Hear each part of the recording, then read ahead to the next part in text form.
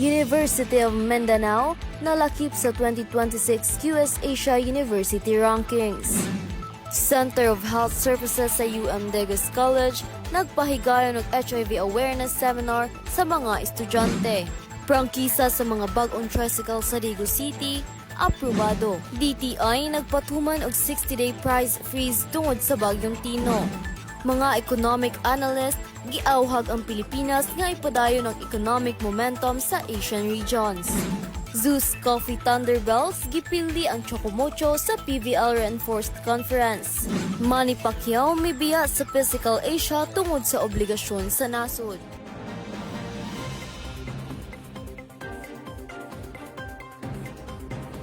Komunikasyon News Patrol.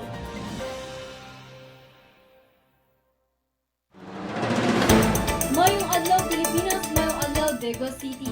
Adlaw karong Miyerkules, Nobyembre 12, tuig 2025. Ako si Jenny Alfante, ang inyong tigbalita. Tutok na community sa 30 minutos na paghimay sa mainit na balita.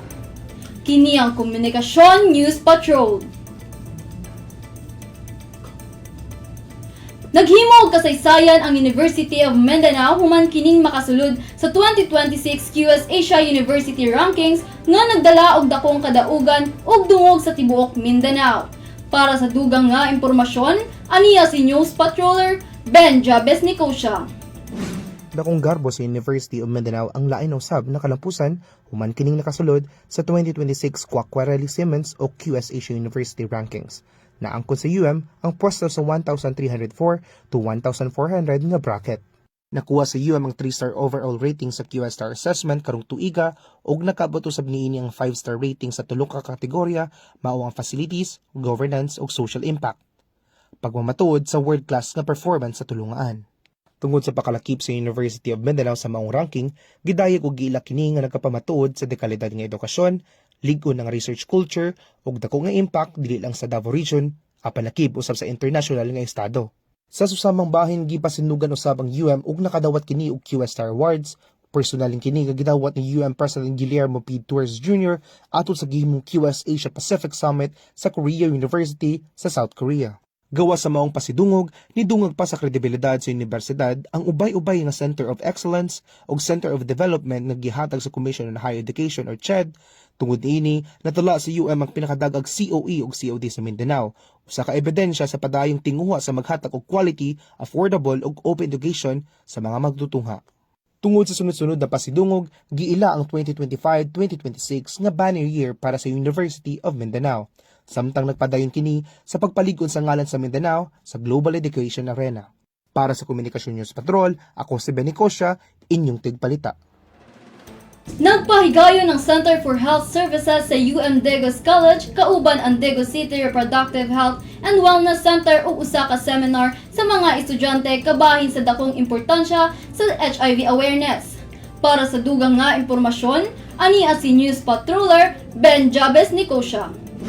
Nagpahigayon og HIV Awareness Seminar ang Center for Health Services sa Digos College kagahapon November 11 sa Dr. Luisa E. Tinio Gymnasium gikan alas 9 sa buntag hangtod alas 11 sa udto. Gipanguluhan ang diskusyon ni Renessa Christine Alvarado, ang HIV Coordinator sa Digos City Reproductive Health and Wellness Center, isip resource speaker sa seminar. Diin iyang gipresentar ang pinakabangong datos ug impormasyon kabayan sa Human Immunodeficiency Virus o HIV. Sa iyang pagtuki, gibudyag ni Alvarado ang pipila ka anonymous HIV cases o ang kasamtamang statistical data sa Davao del Sur nga nagpakita nga nagpabiling seryosa ang hulga sa HIV sa probinsya. Giilan niya sa kini nakaproblema nga kinahanglang kanunay bantayan og dili pasagdan. Lakip sa iyang giskutan ng maong nakalain-laing sintomas sa HIV nga kasagaran dili dayon mahibalan sa pasyente ug makahatag og risko sa ubang tao kung dili dayon matagan og igong atensyon. Gipasabot usab sa seminar ang kooperasyon tali sa Digos College ug sa Digos City Reproductive Health and Wellness Center isip usa ka hugot nga paningkamot aron mapalabtan ang kahibalo sa kabatan-unan may tungod sa HIV ug AIDS. Paabot sa opisyal ang iyang kusganong pahimangno sa mga pasyente na nag-undergo HIV medication nga dili gyud mohunong sa paghim sa tambal kaya ang pag-undang niini mahimong musangpot sa komplikasyon sa mga sakit. Kidugang usab niya ang ABC method isip giya sa pakligkay sa maong sakit. Kini ang A for abstinence, B. Alang sa be faithful, o C. Nga mao ang correct and consistent use of protection. Nga mao labing epektibong pamaagi aron malikayan ang HIV transmission. As a student, important ang promotion sa HIV awareness para palikayan nato ang unnecessary judgments and at the same time ma-help gyud nato ang mga student na naay HIV nga maka-feel sila nga na sila safe space there sa institution and in that way we can educate other people na kanang nagway comfort sa ilang part and willing sila ba nga kanang musik og help and at the same time matagaan gyud sila proper medication and proper nga ay kanang enough resources na maka-help sa ilang mamupadayon gyud sa ilang dreams, mupadayon sa ilang life na dili hadlang ang HIV sa ilang mga pangandoy sa kinabuhi. Sa pagtapos, giawhag ni Alvarado ang mga estudyante nga magpabiling mabinantayon, disiplinado ug andam makakat-on bahin sa HIV prevention aron maprotektahan ang ilang kaugalingon ug ang komunidad. Para sa Komunikasyon News Patrol, ako si Benny Kosha, inyong tigbalita. Giaprubahan na sa CDT-FRB ang pipila ka prangkisa sa mga motorized tricycle for hire sa syudad sa Digos. Gihimo kini atol sa orientation ni adtong kakalabayng simana. Para sa dugang nga impormasyon, aniya si News Patroller Mel Filipinas. Moabot sa siyam kagatos 74 ka mga prangkisa sa mga tricycle drivers ug operators ang giaprubahan atol sa gihimong orientation sa City of Digos Transport Franchising and Regulatory Board o CDT-FRB niadtong nakalabayng Martes, Nobyembre 4. Atol sa orientation, gipahimangnuan ni Digos City Mayor Joseph Cagas ang tanang driver nga mamahimong disiplinado o responsable sa kadalanan aron makatabang sa pagpahapsay sa dagan trapiko. Dako usab kini nga solusyon ilabi na sa pag-awhag sa mga turista nga mobisita, pinaagi sa pagsiguro nga kasaligan ang public transportation sa syudad. Dugang pa niya, mas nindot nga masugdan ang maayong tinguha alang sa kaugmaon sa katawan sa Digos nga magsugod pinaagi sa maayong pagpamasada. Ang mga bagong approve nga prangkisa na proseso na ug napasa na kaniadtong Agosto 1 hangtod 15, 2025. Ilalom sa Resolution Number 2025-185 ug aprobado na pud sa 9th City Council. Ang maong orientasyon gitambungan sa pipila ka mga opisyales sa syudad, mga miyembro sa Transportation Committee ug ubang ahensya sa gobyerno. Para sa Komunikasyon News Patrol, kini si Mel Filipinas ang inyong tigbalita. At tangi sa pagbalik sa Komunikasyon News Patrol. DTI nagpatuman og 60-day price freeze tungod sa bagyong Tino. Mga economic analyst, giawhag ang Pilipinas nga ipadayon ang economic momentum sa Asian regions. Zeus Coffee Thunderbells gipildi ang Chocomocho sa PVL Reinforced Conference. Manny Pacquiao mibiya sa Physical Asia tungod sa obligasyon sa nasod. Student discipline, instill values in the students, and foster camaraderie while preparing the students for competitions. It also encourages students to develop social and interpersonal relationships as well as leadership skills through membership in various campus organizations which are being supervised by faculty and non-faculty advisors. Among these are the college student governments and all the accredited academic, religious, civic, and social student organizations. The Office of Student Affairs is responsible for releasing the Good Moral Certificate for employment, PNP requirement, PRC or board exam requirement, scholarship, transfer of school, and other purposes. The Office of Student Affairs is also responsible for giving clearance for replacement of ID for the following reasons: lost ID, burnt out or damaged ID, change of academic program, returning student, and change of status. For more information, you can visit the Office of Student Affairs located at the back of the UMDC Gymnasium.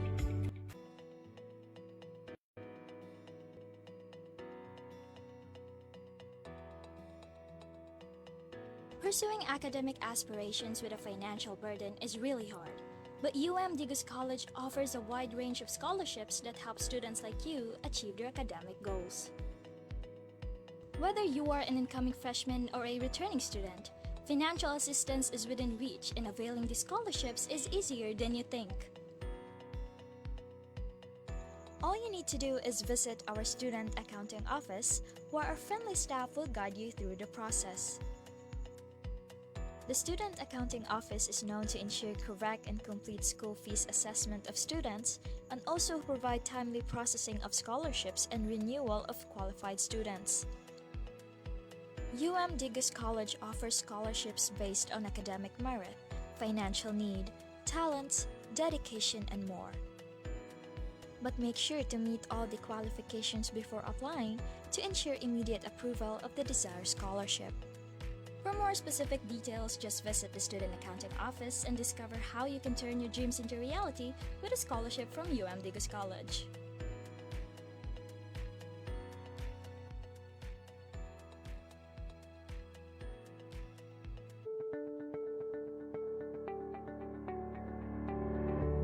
Attention Digos College students, are you feeling stressed, overwhelmed, or in need of someone to talk to? Well, we've got great news for you. Counseling services are now available at the Guidance Services and Testing Center right here on campus. Our experienced counselors are here to provide you with a supportive and confidential space to discuss any personal, emotional, or psychological concerns you may have. Whether you're dealing with stress, anxiety, relationship issues, academic challenges, or anything else, we're here to help. Our counselors use a client-centered approach, working collaboratively with you to establish goals, explore options, and develop a plan for addressing your concerns. Booking a counseling session is easy. Simply visit the GSTC office during our operating hours or give us a call to schedule an appointment. And remember, your privacy and confidentiality are always our top priority. Information shared during counseling sessions is kept strictly confidential. So don't hesitate to reach out if you need support. We're here for you every step of the way.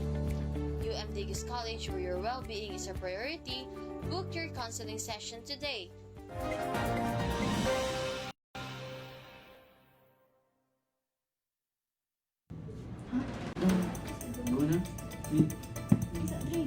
Human sa pag-igo sa kusog nga bagyong Tinos sa daghang lugar sa nasod, gimanduan sa DTI ang pagpangtuman sa 60-day price freeze sa nagkadaiyang produkto.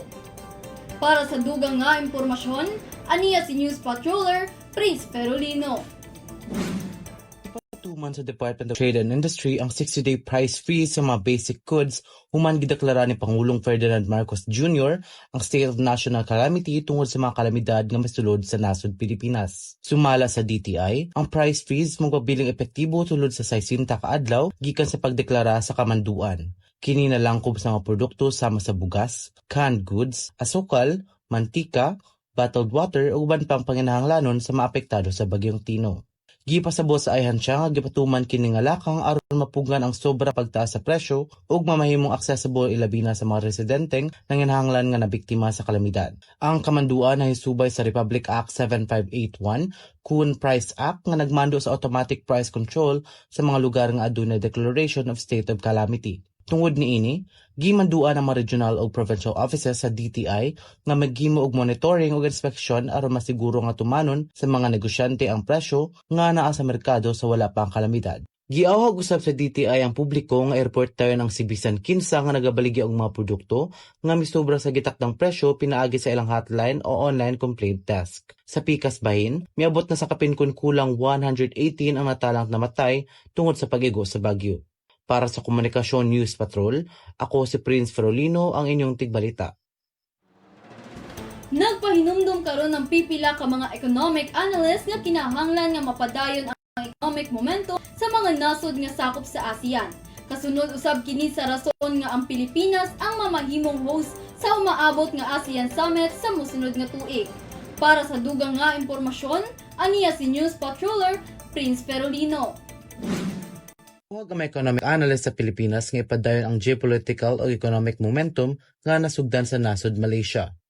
Kini kasunod sa impormasyon nga ang nasod ang mahimong host sa umaabot nga Association of Southeast Asian Nation kun ASEAN Summit sa karong mosunod nga tuig 2026.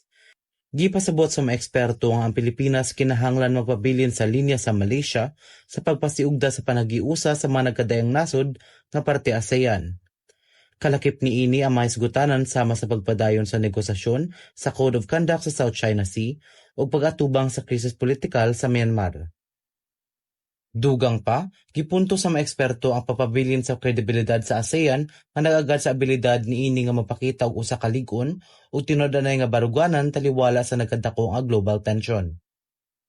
Sa matang sa ekonomiya, giingon sa mga analyst nga ang Pilipinas giawhag nga maghimo og konkretong lakang aron mapatuman ang mga nagkadayang lakang sa ASEAN. Lakip ni ini ang pagpasiugda sa interregional trade, pagpangandam sa infrastruktura ug pakapel sa pribadong sektor. Bisan pa sa napadayon nga makalisdanan sa kalibutan, nagpabilin nga lig-on og mapadayonon ang ekonomiya sa ASEAN base sa padayon nga kooperasyon ug pag-iusa sa nagadayang nasod nga parte niini. Para sa Komunikasyon News Patrol, ako si Prince Ferolino, inyong tigbalita.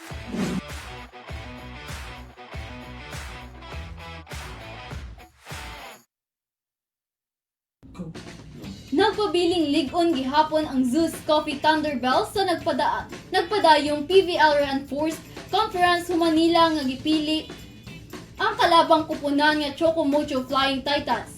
Rason sa pag-abante ni ini sa quarterfinals para sa dugang nga impormasyon aniya si News Patroller Mel Filipinas. Misulbong ang Zeus Coffee Thunderbells sa knockout quarterfinals sa 2025 PVL Reinforced Conference human sa ilang score nga 25-20, 25-22, 24-26 ug 25-19. Rason sa pagdaog batok sa Choco Mocho Flying Titans sa Candon City. Nagpabiling walay pildi ang Zeus o 6-0 ug nakabutang ikatulong nga playoff appearance sa 7 ka conferences. Sa ikaduhang set, naapsan ang Zeus sa puntos human sa 11-2 run sa Choco Mocho nga gipangunahan ni Madi Madayag nga nakapareho sa record ni Riri Meneses sa 10 blocks sa usa ka dula ug nakatotal og 18 points. Sa ikatulong set, napadugay ang dula human sa duha ka unforced error ni De Beer ug usa ka clutch hit ni Royce Tubino apan sa ilang strong comeback napakyas kini sa ulahing bahin sa ikaupat nga set.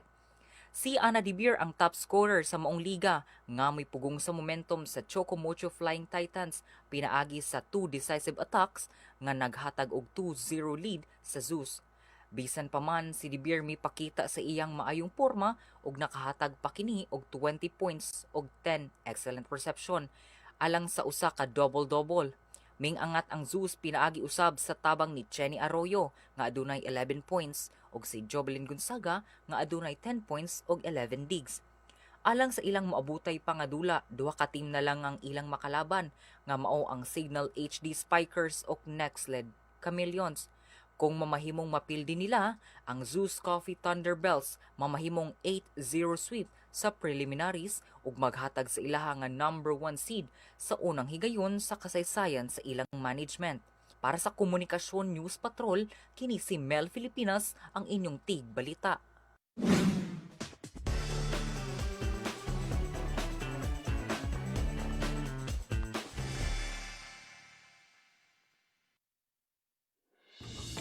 Mibiya si Filipino boxing legend Manny Pacquiao sa Netflix reality series nga Physical Asia. Human sa episode 5, aron mo pauli sa Pilipinas tungod sa iyang obligasyon sa nasud. Bisan pa sa iyang pagbiya, nagpabilin siyang mapasalamaton o mapahitason sa pagrepresentar sa Pilipinas o nagpadayag sa iyang paglaom nga magmalampuson gihapon ang Team Philippines sa kompetisyon. Aniya ang report. Mibiya si Filipino boxing legend Manny Pacquiao sa Netflix reality series nga Physical Asia.